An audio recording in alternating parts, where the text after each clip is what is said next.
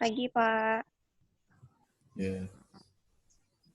Sekarang kita mulai pertemuan kita. Materi kita adalah evaluasi perencanaan kesehatan dalam mata kuliah perencanaan dan evaluasi kesehatan. Jadi pada waktu yang lalu kita sudah membahas tentang perencanaan dan kali ini kita akan membahas tentang evaluasi perencanaan kesehatan.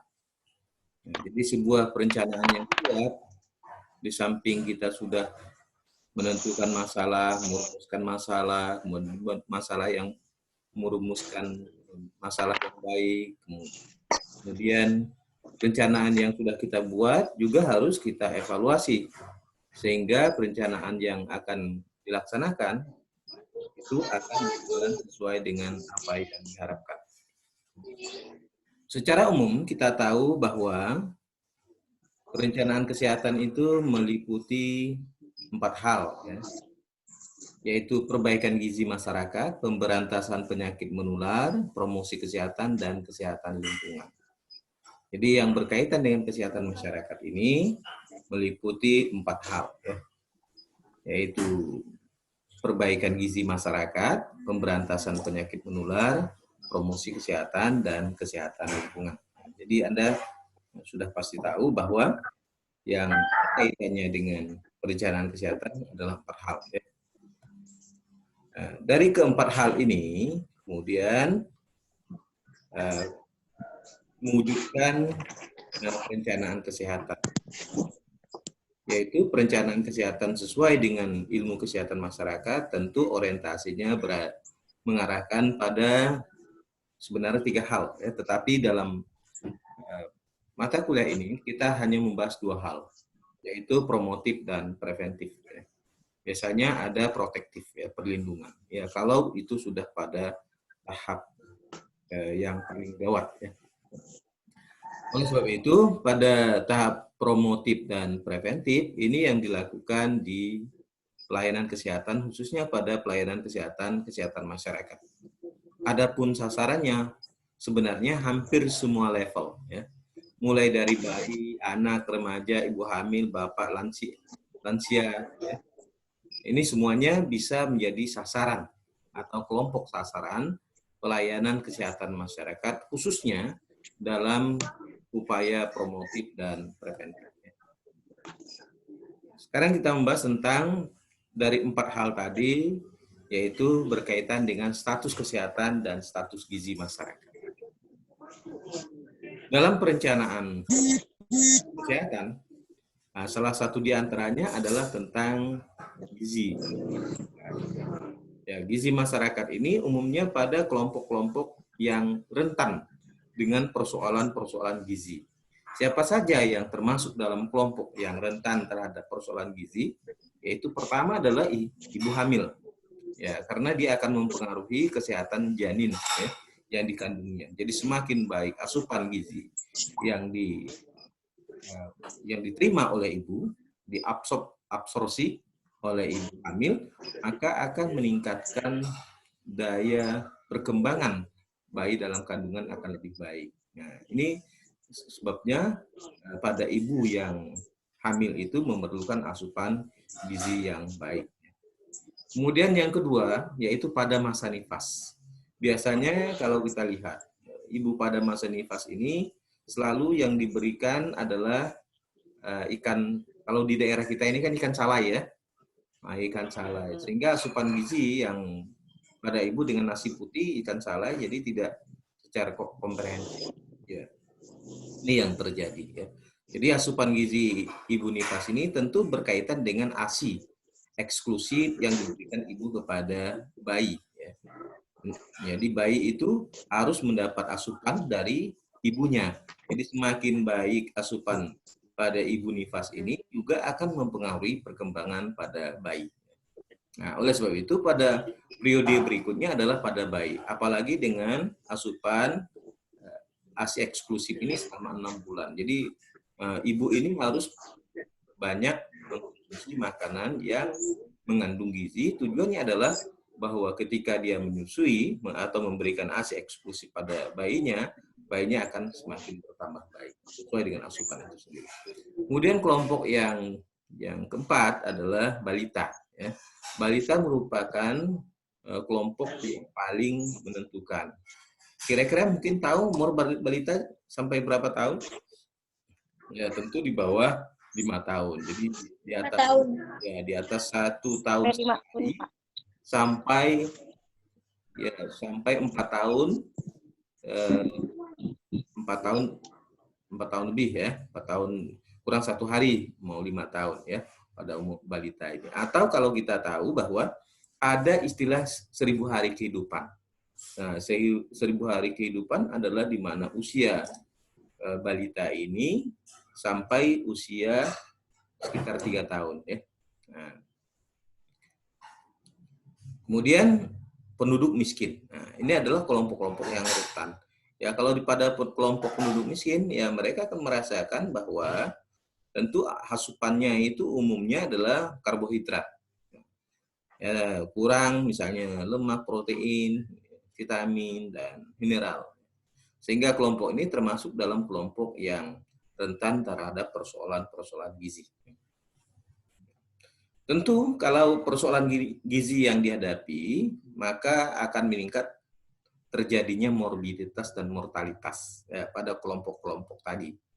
Ya, jadi kelompok pada ibu hamil, kemudian bayi, balita, keluarga miskin, gitu ya. Nah, ini akan rentan dengan morbiditas dan mortalitas, yaitu angka kesakitan dan kematian disebabkan oleh asupan gizi yang diabsorpsi oleh orang per orang ini, akibatnya daya imunitasnya semakin rendah. Ya.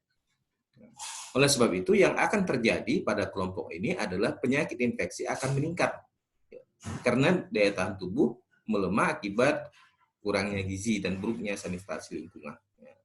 Ya, pada kelompok keluarga miskin, biasanya yang dihadapi adalah persoalan-persoalan asupan gizi dan sanitasi yang kurang mendukung. Ya, sehingga menimbulkan daya tahan tubuh terhadap infeksi, penyakit, misalnya pada saat sekarang ini kan COVID-19 ini juga akan menyerang pada kelompok-kelompok itu. Ya. Apabila imunitasnya rendah, maka kelompok itu akan mudah tertular penyakit tersebut dan daya imunitasnya akan menurun. Ya. Oleh sebab itu salah satu diantaranya adalah tadi berjemur. Berjemur itu adalah tujuannya adalah meningkatkan imunitas seseorang. Ya.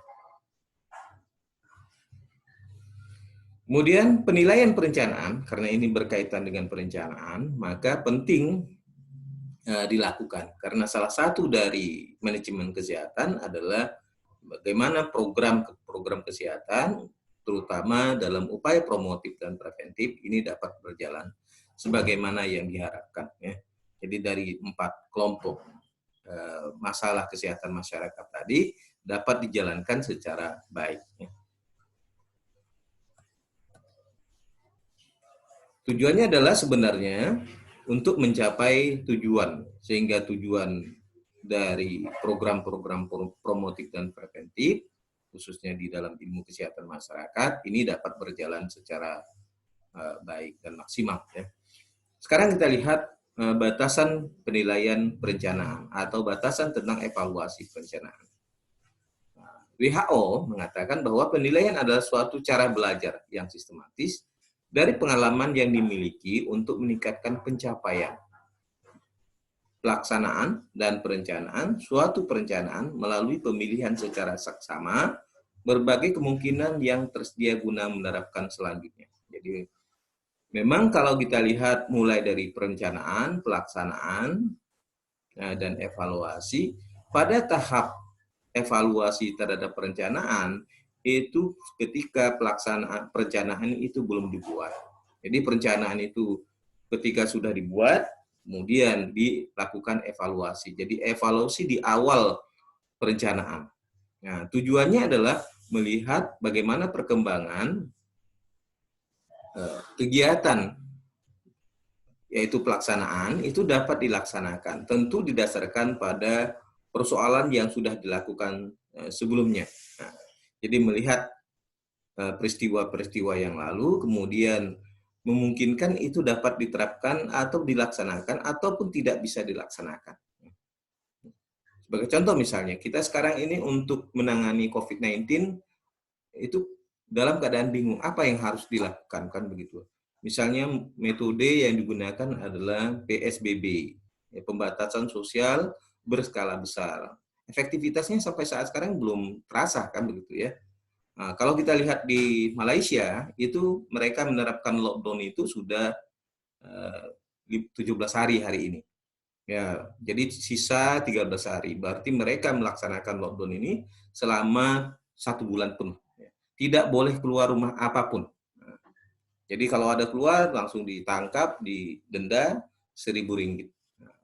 Jadi tujuannya adalah ketika itu tidak ada lagi virus karena masa inkubasinya 14 hari, maka seseorang yang sakit langsung ditangani, kemudian ya kalau dia tidak terinfeksi atau terpapar, maka dia bisa bertahan hidup ya melebihi waktu 14 hari itu ya. Nah, ini yang dilakukan. Tetapi kalau kita lihat di Indonesia, ini belum ada terapi yang tepat. Apalagi kalau Anda dengar istilah herd imunisasi ya, atau kekebalan imunitas yang bersifat sosial, bersifat kelompok tadi. Itu sebenarnya kan berisiko kalau menerapkan itu ya. Jadi orang terpapar 60-70% dulu jumlah penduduk, sehingga nanti mereka diharapkan menjadi imun. Iya, kalau memiliki imunitas yang baik, tetapi kalau imunitasnya tidak baik, ya langsung meninggal, kan begitu ya. Nah, ini yang menjadi persoalan. Ya. Jadi harus kita buat perencanaan, sehingga yang dilakukan adalah mengurangi risiko kematian tadi. Kemudian The American Public Association mengatakan bahwa penilaian adalah suatu proses untuk menentukan nilai atau jumlah keberhasilan dari pelaksanaan suatu perencanaan dalam mencapai tujuan yang telah ditetapkan. Sebagai contoh misal sekarang ini, ya memang ada perkembangan ketika PSBB ini terjadi penurunan. Tapi kita tidak tahu data yang dikeluarkan oleh pemerintah ini, data yang benar itu yang mana, kan begitu ya. Sehingga itu tidak pasti. Orang banyak ragu kalau di Indonesia itu kasusnya baru ya 2.000 lebih kan begitu. Dengan jumlah rasio penduduk yang begitu besar, kemudian kebiasaan interaksinya yang begitu intens. Nah, ini kan menjadi persoalan. Jadi diperkirakan sekitar 80 ribuan yang terinfeksi COVID-19 ini. Nah, dari perkiraan atau estimasi yang dibuat oleh para ilmuwan. Ya.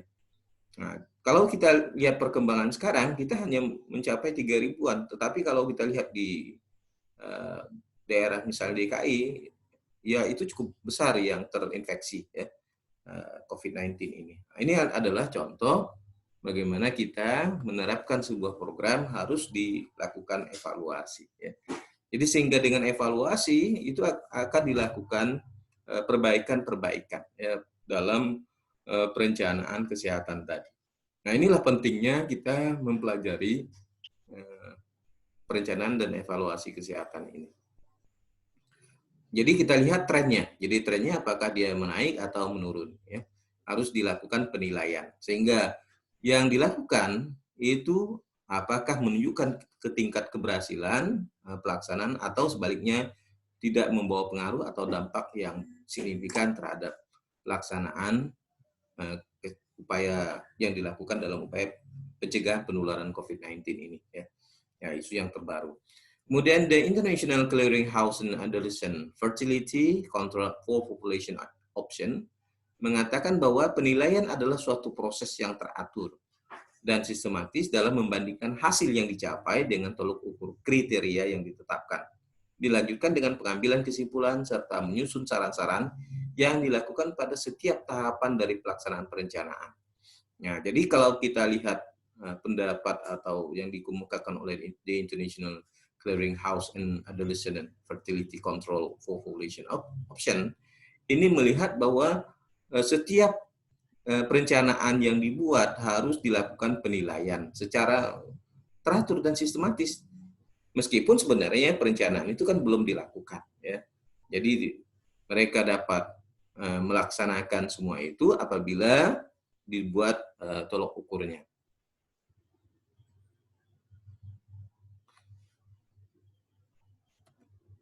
Orangnya mana nih? Kok hilang semuanya?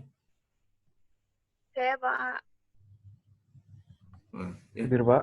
Ya, Pak, suaranya macet-macet, Pak. oh, suaranya macam Lagi ndak pakai baju, Pak. Lagi ndak pakai baju, Pak. oh. Hadir, Pak. Kemudian menurut Suaranya kecil. William Brinke mengatakan bahwa penilaian adalah pengukuran terhadap akibat yang ditimbulkan dari pelaksanaan suatu perencanaan dalam mencapai tujuan yang telah ditetapkan. Jadi kebijakan pemerintah yang berkaitan yang kita diskusikan tentang COVID-19 ini karena isunya masih berjalan saat ini. Ya. Nah, sekarang kita lihat perencanaan PSBB ini yang dilakukan oleh pemerintah, salah satunya adalah social distancing atau ada yang menyebut istilah physical distancing, ya, atau keep distancing, jaga jarak, ya. Nah, jadi kalau di Malaysia itu 2 orang berkumpul saja sudah dilarang, ya. Nah, jadi kalau 2 orang berkumpul sudah dilarang. Sementara di kita ini ya yang penerapannya kalau misalnya mereka kumpulnya dalam jumlah yang besar, ya, nah, atau malam, gitu ya. Nah, dan itu pun belum berjalan. Ya. Jadi ada yang menyatakan bahwa DKI akan menerapkan tanggal 10 sampai selama 3 hari, ya, sampai tanggal 12, ya. Nah, seharusnya kalau dia seperti yang terjadi di Korea Selatan itu ya selama itu tetap dilakukan namanya social distancing, seperti juga di Vietnam. Karena Vietnam itu kasusnya sekarang 0 mereka. Nah, pertumbuhannya 0. Tadinya 2000 lebih, kemudian pertumbuhannya tidak ada kasus baru. Jadi kasus baru pertumbuhannya 0. Nah, ini yang perlu kita contoh keberhasilan yang ada di Vietnam itu sendiri. Kalau kita lihat di Indonesia akan semakin hari ada semakin kasus baru, kecuali dalam waktu yang 3 terakhir ini. Ya, jadi kasusnya adalah 0. Ya. Tapi kita tidak tahu di lapangan ketika kasus baru itu apakah benar 0 atau memang ya tidak dibuka secara umum. Ya. 2 pendapat tentang penilaian. Ya, penilaian harus hanya dilakukan pada tahap akhir perencanaan. Jadi ketika perencanaan dibuat pada akhir dari perencanaan itu baru dilakukan bahwa perencanaan yang dibuat itu feasible untuk dilakukan atau unfeasible untuk dilakukan. Ya. Kemudian pendapat seperti ini dapat dilihat pada batasan yang dimukakan oleh Rinke. Jadi Rinke mengatakan bahwa penilaian harus dilakukan pada akhir perencanaan. Jadi ketika perencanaan itu sudah selesai dibuat, maka bisa dilakukan penilaian, ya, terhadap perencanaan itu sendiri. Kemudian penilaian dapat juga dilakukan pada tahap perencanaan. Jadi ketika membuat perencanaan, itu harus didiskusikan secara matang. Jadi ini perencanaan, kemudian harus apakah ini mungkin dilaksanakan. Jadi proses perencanaan itu dibuat pada saat dilakukan juga evaluasi atau penilaian terhadap perencanaan. Ya. Pendapat ini seperti yang dikemukakan oleh The International Clearing House and Adolescent Fertility Control for Population Option. Jadi 2 pendapat ini ada yang mengatakan bahwa setelah akhir perencanaan itu dibuat, maka dilakukan penilaian. Ada juga yang mengatakan bahwa sebaiknya penilaian itu dilakukan pada saat perencanaan itu dibuat. Jenis-jenis penilaian perencanaan kesehatan. Dalam melakukan penilaian perencanaan kesehatan, itu paling tidak ada 3 hal, ya. Yaitu yang pertama adalah penilaian pada tahap awal perencanaan. Jadi ketika kita sebelum membuat perencanaan, maka sudah dilakukan penilaian atau disebut dengan formative evaluation. Nah, jadi perencanaan itu dibuat, kemudian dilakukan penilaian terhadap perencanaan itu dan didiskusikan, dan semua orang bisa memberikan penilaian dan dengan berbagai argumentasi. Kemudian penilaian pada tahap pelaksanaan perencanaan. Jadi perencanaan itu dilaksanakan, kemudian dilakukan evaluasi. Kemudian yang ketiga adalah pada penilaian pada tahap akhir perencanaan. Dan ini bisa saja dipilih salah satu di antaranya. Artinya tidak perlu kita mengambil semuanya jenis penilaian perencanaan ini, tetapi hanya memilih salah satu di antara penilaian perencanaan tadi. Kemudian ruang lingkup penilaian, apa yang harus dinilai ya dalam penilaian perencanaan itu? Yang pertama adalah kelayakan perencanaan. Apakah perencanaan yang dibuat itu layak atau tidak untuk dilaksanakan? atau layak atau tidak untuk dijadikan sebagai rencana. Jadi kelayakan perencanaan itu ketika dia membuat perencanaan, maka perencanaan itu layak untuk dijadikan sebagai perencanaan. Kemudian yang kedua adalah atau B, kecukupan perencanaan. Perencanaan yang dibuat harus memenuhi kecukupan sehingga perencanaan itu dapat dilaksanakan nantinya ketika dalam tahap pelaksanaan atau pada saat perencanaan itu menjadi sebuah rencana. Kemudian perencanaan itu harus bersifat efektif, yaitu dapat mencapai tujuan, bukan efisien, tetapi lebih efektif. Jadi ketika kita membuat perencanaan bahwa perencanaan yang buat itu dapat mencapai sasaran atau tujuan.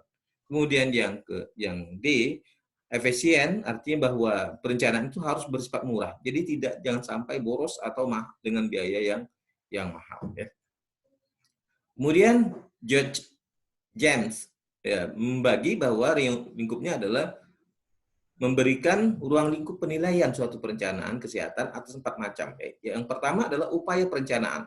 Ada enggak niat orang untuk membuat perencanaan? Jadi diawali dari keinginan atau desire atau harapan, hope, ya, untuk membuat perencanaan. Kemudian penampilan perencanaan, yaitu perencanaan dilihat dari fisik perencanaan. Apakah perencanaan yang dibuat sudah memenuhi standar perencanaan? Misalnya, orangnya ada enggak yang akan melaksanakan kegiatan? Sumber dayanya ada enggak? Baik sumber daya material, sumber daya manusia, sarana-sarana pendukung, kemudian tool atau peralatan yang diperlukan. Yang C, ketepatan pengambilan perencanaan. Bahwa setiap perencanaan itu mesti tidak boleh hanya satu atau single planning. Ya. Jadi perencanaan itu minimal harus 3 atau disebut three choice planning. Jadi 3 yang harus dipilih paling tidak dalam perencanaan karena kita harus mempertimbangkan atau mengkalkulasikan perencanaan mana yang paling feasible untuk dilaksanakan. Kemudian perencanaan juga harus efisien ya dengan biaya yang lebih murah ketika membuat perencanaan. Ya, baik dalam proses maupun dalam pembuatan perencanaan itu sendiri. Sementara itu, Milton R. Rumor mengatakan bahwa ruang lingkup penilaian suatu proses perencanaan kesehatan meliputi 6 jenis. Yang pertama adalah status kesehatan yang dihasilkan, yaitu dalam rangka meningkatkan derajat kesehatan masyarakat, baik dilihat dari UHH, usia harapan hidup, maupun morbiditas. Jadi itu yang dilihat status kesehatan. Jadi apakah status kesehatan itu semakin baik, terjadi penurunan, atau terjadi peningkatan. Kemudian kualitas pelayanan yang dilaksanakan. Jadi selama ini bahwa perencanaan tidak melihat kualitas pelayanan yang diberikan. Sebenarnya kualitas pelayanan itu dapat dinilai dari pihak stakeholder atau pengguna jasa pelayanan. Jadi ketika pelayanan orang memberikan penilaian terhadap kualitas pelayanan, itu harus diawali dari penilaian yang bersifat eksternal. Ya, misalnya paling tidak ada kotak saran, kemudian ada tanggapan, dan itu pun harus diberikan kebebasan seluas-luasnya kepada masyarakat untuk memberikan penilaian terhadap pelayanan kesehatan. Kemudian kualitas pelayanan yang dihasilkan. Jadi mutu atau kualitas pelayanan termasuk dalam memenuhi kepentingan dari pelayanan yang diberikan, ya, yang dihasilkan berupa outcome atau hasil dari pelayanan itu sendiri. Kemudian sikap masyarakat terhadap perencanaan kesehatan. Misalnya, apakah dalam pelayanan kesehatan yang sudah disampaikan, diumumkan, itu dipublikasikan, kemudian masyarakat dapat memberikan kontribusi berupa saran dan masukan dalam pembuatan perencanaan. Kemudian sumber daya yang tersedia. Jadi siapa saja yang dapat melaksanakan, atau dalam artian lain bahwa sumber daya ini adalah orang yang berpotensi untuk melaksanakan semua program perencanaan itu sendiri. Kemudian yang tidak kalah pentingnya adalah persoalan biaya. Ya. Sementara itu menurut Bloom, ya, ruang lingkup penilaian juga terdiri atas 6, yaitu pelaksanaan perencanaan, pemenuhan kriteria yang sudah ditetapkan, efektivitas perencanaan, efisiensi perencanaan, keabsahan hasil yang dicapai oleh perencanaan, dan sistem yang digunakan untuk melaksanakan perencanaan. Secara sederhana sebenarnya dapat kita tarik kesimpulan ya dari apa yang dikemukakan ya, yang dapat kita simpulkan. Yang pertama adalah ruang lingkup penilaian dibagi atas 4 kelompok. Yang pertama adalah penilaian terhadap masukan. Jadi masukan atau input yang dibuat, sehingga sebenarnya perencanaan itu dibuat berdasarkan pada masukan. Sejauh mana masukan atau input yang masuk ke dalam proses itu dapat memberikan dukungan bagi pembuatan perencanaan. Kemudian yang B, penilaian terhadap proses perencanaan yang dibuat. Ketika perencanaan itu dibuat dalam proses yang berjalan. Dan yang C adalah penilaian terhadap luaran perencanaan itu sendiri yang dihasilkan dari perencanaan itu sendiri. Kemudian yang keempat, yang tidak kalah pentingnya adalah penilaian terhadap dampak dari perencanaan yang dihasilkan. Mungkin ini saja yang kita diskusikan. Kalau ada pertanyaan, saya persilakan. Silakan.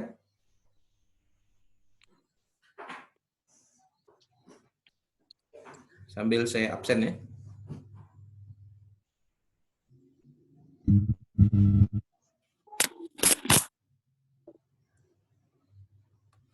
Samrat lah the gamer. Samrat lah the gamer. Wah, siapa yang artisnya tuh? Paulino Nugraha ada? Ada Paulino Nugraha? Putin? Ada? Ada, Pak. Ferry Arianto? Peri dipanggil. Lagi tidur? Widya Utami?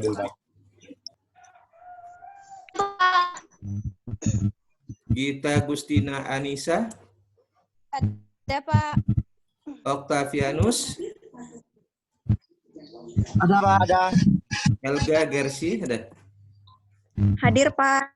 Orin ada. Twin Patrick? Ada, Pak. Twin Patrick ada? Pak. Ada.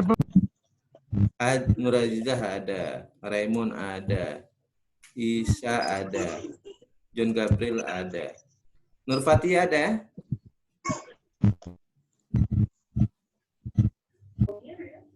Nur Fatia? Fatia. Ega? Hadir, Pak. Yunilia? Ada. Pak.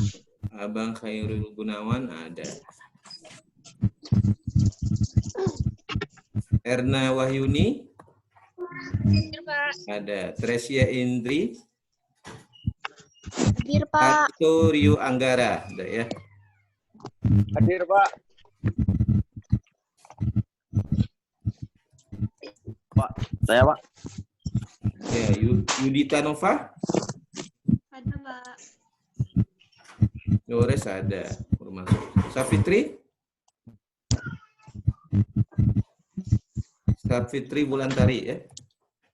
Bumil mana Bumil? Ada. Nggak ada nyaut Pak. Rosmawati? Hadir, Pak. Siapa lagi yang belum? Eki Teti Pak. Wahyudi. Oh, Teti ada. Teti Wahyuni. Eki Wahyudi. Hadir, Pak. Dia sinyalnya kurang bagus. Oh, siapa lagi yang Dores juga, Pak. Eki Pak. Sinyalnya kurang bagus, Pak. Eki Sahrudin. Eki Wahyuni, Pak.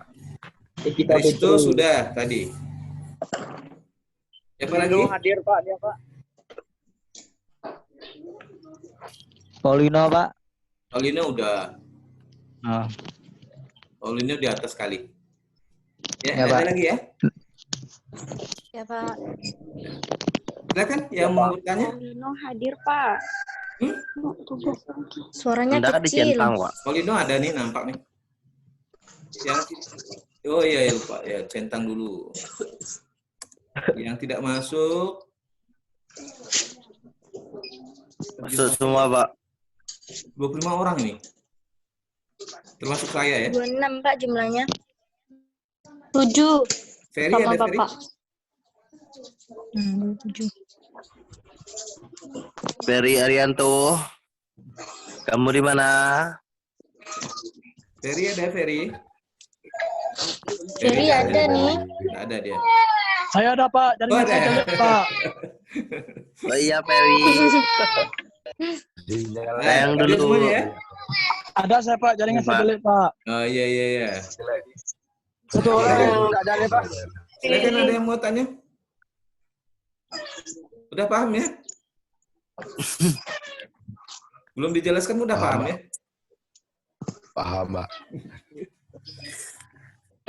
Atau materinya dikirim nanti, Pak. Iya iya iya. Lemon jelaskan ulang. Sekarang kita lanjutkan ya, teknik penilaian perencanaan. Tapi nanti waktunya ini tinggal berapa menit lagi nih?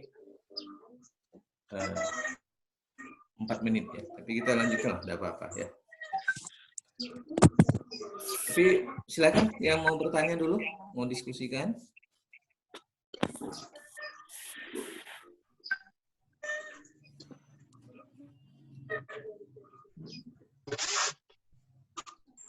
Ya, tidak ada responnya nampaknya.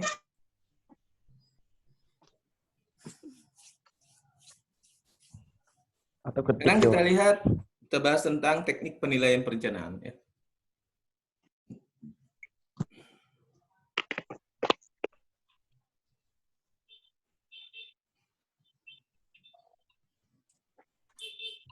Atau tekniknya nantilah ya kita bahas, tapi cukup ini dulu.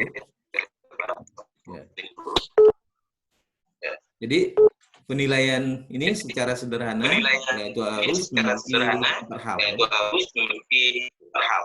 Yang pertama yaitu penilaian terhadap masukan, yang terhadap proses, yang terhadap keluaran, dan kemudian terhadap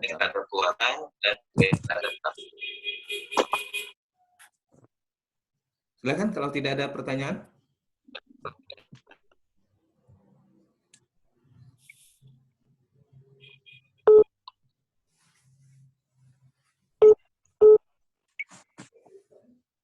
Silakan. Orin, mungkin ada yang mau ditanyakan? Aurin nih biasa banyak tanya nih.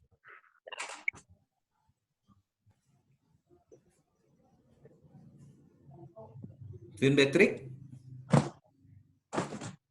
Apa ya, Mak? Nah, Eki, coba Eki. Ada yang mau tanya Eki? Ya, kalau tidak ada, saya yang bertanya. Ya.